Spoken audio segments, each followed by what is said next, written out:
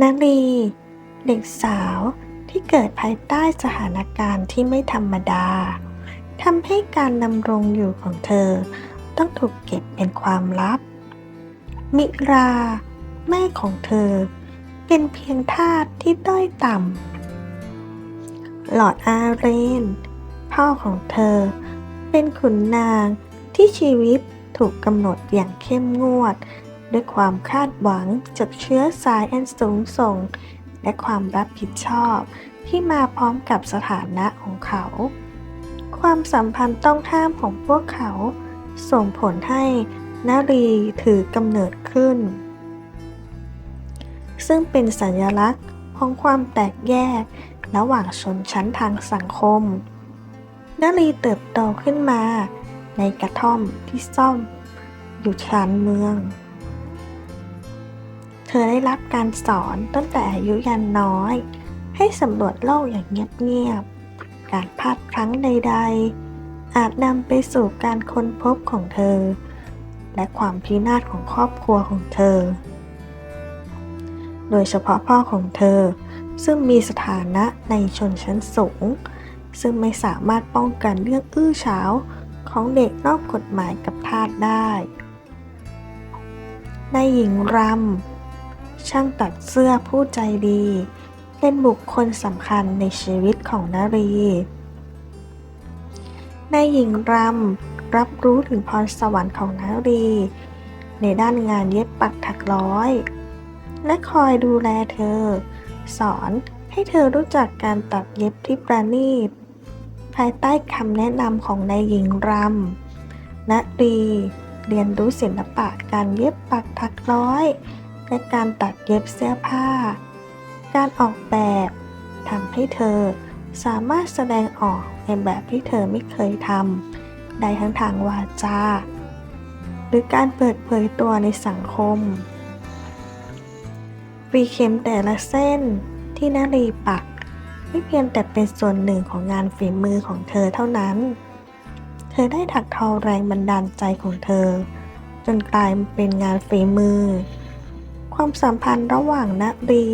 กับนายหญิงรำเป็นมากกว่านายจ้างกับลูกจ้างนายหญิงรำเอ็นดูนารีอย่างกับลูกแท้ๆและเธอยังเป็นแบบอย่างของผู้หญิงที่เข้มแข็งเธอต้องเผชิญความท้าทาย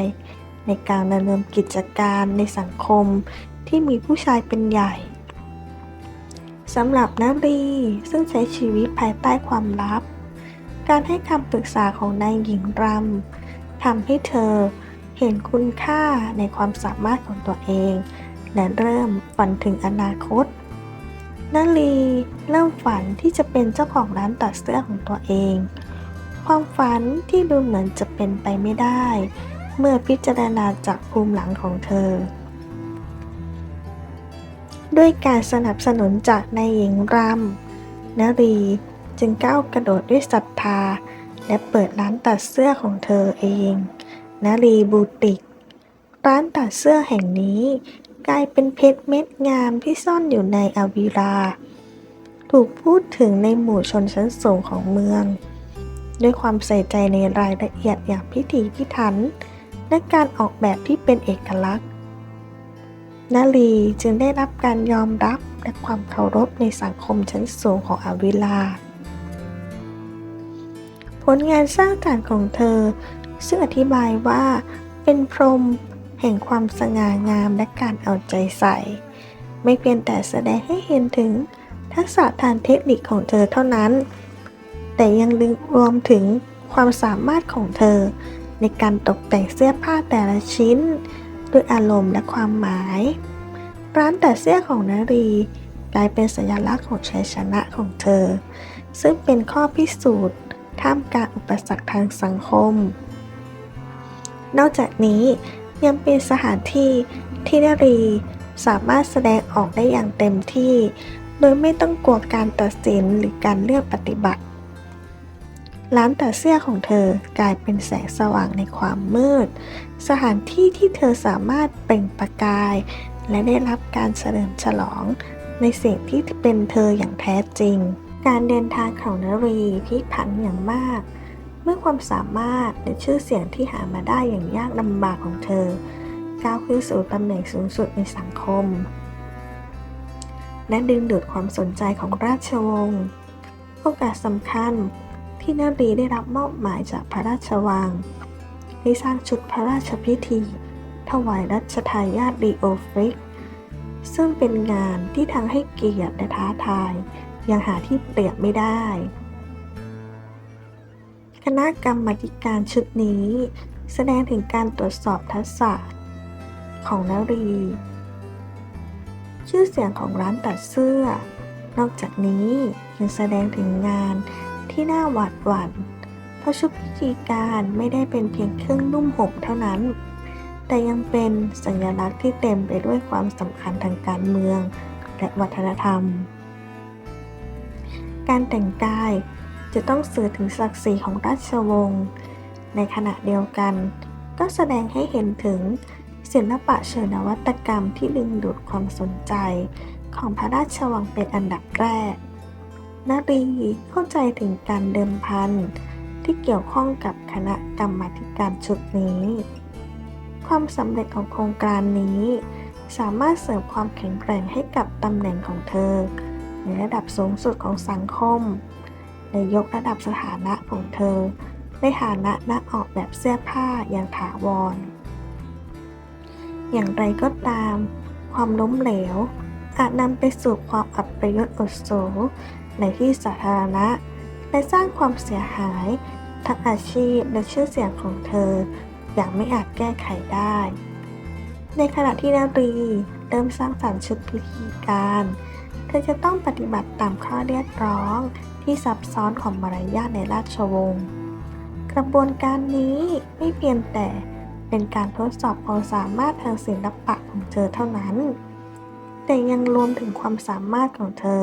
ในการรับมือกับแรงกดดันและเป็นไปตามมาตรฐานที่เข้มงวดที่กำหนดโดยราชวงศ์งานนี้เป็นมากกว่างานเป็นโอกาสที่จะพิสูจน์ว่าพรสวรรค์ของเธออยู่เหนือต้นกำเนิดของเธอและฝีมือของเธอสามารถได้รับความเคารพในระดับสูงสุดนอกจากนี้ยังบอกเป็นในถึงอุปสรรคทางสังคมที่เธอยังคงเผชิญอยู่เนื่องจากการใกล้ชิดกับราชวงศ์นำมาซึ่งโอกาสและความเสี่ยงขณะที่เธอและรัชทายาทลีโอฟริกพบกันบ่อยขึ้นในการสร้างสรรค์ชุดพิธีการขณะที่นารีสวมชุดพิธีการให้กับรัชทายาทปฏิสัมพันธ์ของเธอกับรัชทายาทลีโอฟริกพัฒนาจากมืออาชีพไปสู่เรื่องส่วนตัวการลองชุดแต่ละครั้งเปิดโอกาสให้พวกเขาได้มีส่วนร่วมในการอภิปรายไม่เพียงแค่เกี่ยวกับการแต่งกายเท่านั้นแต่ยังเกี่ยวกับวิสัยทัศน์ด้านความงามและมุมมองเชิงปรัชญาต่อชีวิตของพวกเขาด้วยบทสนทนาเหล่านี้เผยให้เห็นถึงความเหมือนกันในค่านิยมและมุมมองของพวกเขาซึ่งเป็นรากฐานสำหรับการเชื่อมโยงทางอารมณ์ที่ลึกซึ้งยิ่งขึ้นความสัมพันธ์ของพวกเขาไม่ใช่แค่ความรักต้องห้ามเท่านั้นแต่ยังเป็นเครื่องมือประเด็นเรื่องชนชั้นหน้าที่และอุปสรรคที่กำหนดด้วยความคาดหวังของสังคมเมื่อพวกเขาใกล้ชิดกันมากขึ้นเดิมพันก็จะสูงขึ้น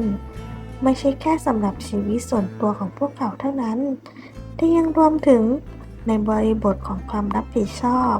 และบทบาทที่พวกเขาคาดหวังให้บรรลุด้วยความสัมพันธ์ของนารีและอีโรฟวิกนั้นแสดงเป็นสัญลักษณ์ผ่านชุดพิธีการเช่นเดียวกับการแต่งกายที่ถักทอเส้นได้ต่างๆเข้าด้วยกันเพื่อสร้างความเหนียวแน่นความสัมพันธ์ของทั้งคู่ก็ถักทอองค์ประกอบต่างๆในชีวิตของพวกเขาเข้าด้วยกันเป็นหนึ่งเดียวกันเป็นผืนผ้าแห่งความเข้าใจและความเคารพซึ่งกันและกันชุดพิธีการนี้มีความสง่างามสะท้อนถึงความงามและอันตรายที่อาจเกิดขึ้นจากความสัมพันธ์ของพวกเขาสำหรับนารี ความเอาใจใส่และความเสน่หาของรัชทายาทเป็นสิ่งยืนยันคุณค่าในตัวเธอแต่ยังทำให้ความทะเยอทะยานในอาชีพการงานของเธอซับซ้อนขึ้นอีกด้วย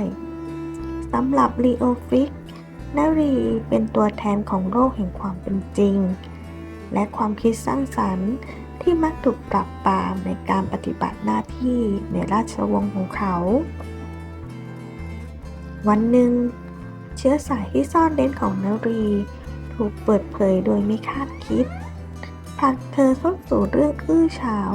และการตัดสินทางสังคมต้นกำเนิดของนารีถูกเผยแพร่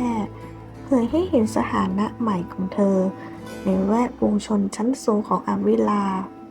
การเปิดเผยว่านารีเป็นลูกสาวของทาสและขุนนางยังหลอดอาเรนเกิดขึ้นในช่วงเวลาที่ความสัมพันธ์ของเธอกับรัชทายาทลีโอฟิกลึกซึ้งยิ่งขึ้นการเปิดเผยข้อมูลนี้สร้างความเสียหายมากเรื่องอื้อฉาวนี้เกิดจากความอิจฉาริษยาและเจตนาร้ายของผู้ที่มองว่าอิทธิพลที่เพิ่มขึ้นของนารีเป็นภัยคุกคามต่อระเบียบสังคมที่จัดตั้งขึ้นตัวตนของเธอซึ่งเธอเก็บเป็นความลับอย่างระมัดระวังกลายเป็นอาวุธที่ใช้ต่อต้านเธอโดยคู่แข่งที่อิจฉาเมื่อข่าวแพร่สะพัดนารีต้องเผชิญกับการตอบโต้อย่างรุนแรงจากชุมชนที่เคยยกย่องความสามารถของเธอนารีซึ่งครั้งหนึ่งเคยได้รับยกย่องว่าเป็นช่างตัดเสื้อที่มีพรสวรรค์กับถูกดูหมิ่นและถูกละเลยเนื่องจากต้นกำเนิดของเธอแต่ยังทำให้ความสัมพันธ์ของเธอกับรัชทายาทลีโอฟิกอยู่ภายใต้การพิจารณาอย่างเข้มงวดอีกด้วยลีโอฟิกติดอยู่ระหว่างความรู้สึกที่มีต่อนารีกับความคาดหวังต่อสถานะกษัตริย์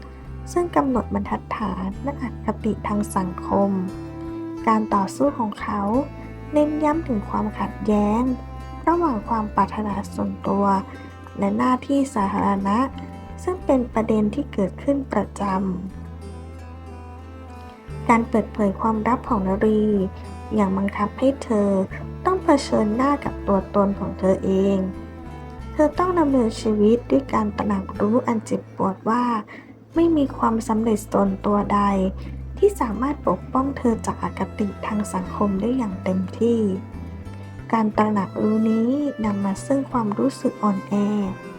แต่ยังเป็นโอกาสในการเติบโตเมื่อเธอเริ่มประเมินสถานที่ของเธอในโลกที่ทั้งชื่นชมและปฏิเสธเธอตามภูมิหลังของเธอเมื่อรัชทายาทลีโอฟิกเผชิญกับการต่อสู้ระหว่างความรักที่เพิ่มมากขึ้นของเขาที่มีต่อนารีและความคาดหวังอันหนักหน่วงต่อสถานะราชวงศ์ของเขาในขณะที่เรื่องอื้อฉาวเกี่ยวกับเชื้อสายของนารีขี้คายลีโอฟิกก็ถูกจัดให้อยู่ในตำแหน่งที่แสนสาหัสความรู้สึกของเขาที่มีต่อนารีซึ่งพัฒนาจากการชื่นชมความสามารถของเธอไปสู่ความรักที่ลึกซึ้งและใกล้ชิดซึ่งปัจจุบันขัดแย้งกับความเป็นจริงในบทบาทของเขาในฐานะกษัตริย์ในอนาคตภาวะที่เกินไม่เข้าคายไม่ออกของลีโอฟิกยิ่งเลวร้ายลงจากความคาดหวังทางสังคมที่มาพร้อมกับสถานะราชวงศ์ของเขาในฐานะรัชทายาทเขาถูกคาดหวังให้แต่งงานแต่ไม่ใช่เพื่อความรักแต่เพื่อพันธมิตรทางการเมืองและความเหมาะสมทางสังคม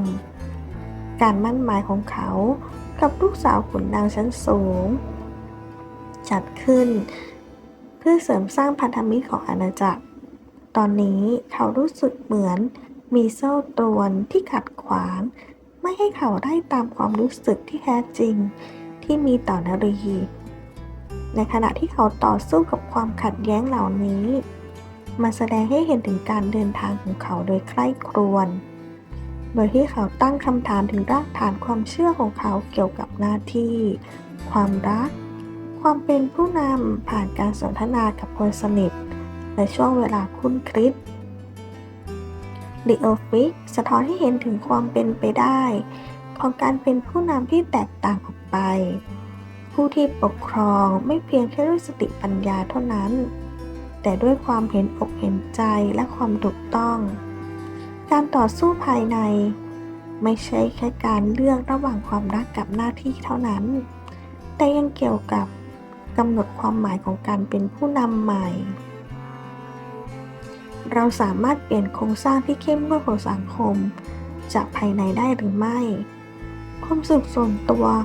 คุ้มค่ากับการหยุดชะงักของบรรทัดฐานทางสังคมหรือไม่ เช่นเดียวกับพายุที่รบกวนความสงบ ความรู้สึกของเขาที่มีต่อนรีก็ขัดขวางการดำเนินชีวิตอย่างเป็นระเบียบ และความคาดหวังต่อพระราชกรณียกิจของเขา และลางสังหรณ์ว่าจะต้องตัดสินใจความขัดแย้งของหัวใจ เมื่อนารีเผชิญกับทางเลือกที่ยิ่งใหญ่ ระหว่างการต่อสู้เพื่อความรักของเธอกับรัชทายาทลีโอฟริกหรือการก้าวถอยหลังเพื่อให้แน่ใจว่าเขาและอาณาจักรจะมีเสถียรภาพ หลังจากการเปิดเผยเชื้อสายของเธอต่อสาธารณะและเรื่องอื้อฉาวที่ตามมานารีพบว่าตัวเองอยู่บนทางแยก การตอบโต้จากสังคมอย่างรุนแรง และความสัมพันธ์ของเธอกับลีโอฟริกยิ่งเพิ่มความขัดแย้งเกี่ยวกับการครองราชย์ในอนาคตของเขาเท่านั้น แม้ว่านารีจะต้องเจ็บปวด แต่นารีก็ต้องพิจารณาถึงผลกระทบที่กว้างขึ้นจากการตัดสินใจของเธอ ไม่เพียงแต่สำหรับตัวเธอเองเท่านั้น แต่ยังรวมถึงลีโอฟริกและหน้าที่ของเขาในฐานะกษัตริย์ในอนาคตด้วย เธอต้องต่อสู้กับความปรารถนาที่จะยึดติดกับความรักที่เธอมีต่อลีโอฟริกและความจริงอันโหดร้ายของการแบ่งแยกทางสังคมของพวกเขา ความรักที่เธอมีต่อลีโอฟริกนั้นลึกซึ้ง แต่ก็ต้องเผชิญกับความเข้าใจของเธอเกี่ยวกับการเปลี่ยนแปลงที่อาจเกิดขึ้น เธอไตร่ตรองถึงผลที่ตามมา แต่ละตัวเลือกที่เป็นไปได้ ในด้านหนึ่ง การสานต่อความสัมพันธ์ของเธอกับลีโอฟริกอาจนำไปสู่เรื่องอื้อฉาวเพิ่มเติม และอาจเป็นอันตรายต่อโอกาสของเขาในการปกครองอย่างมีประสิทธิภาพ ในทางกลับกัน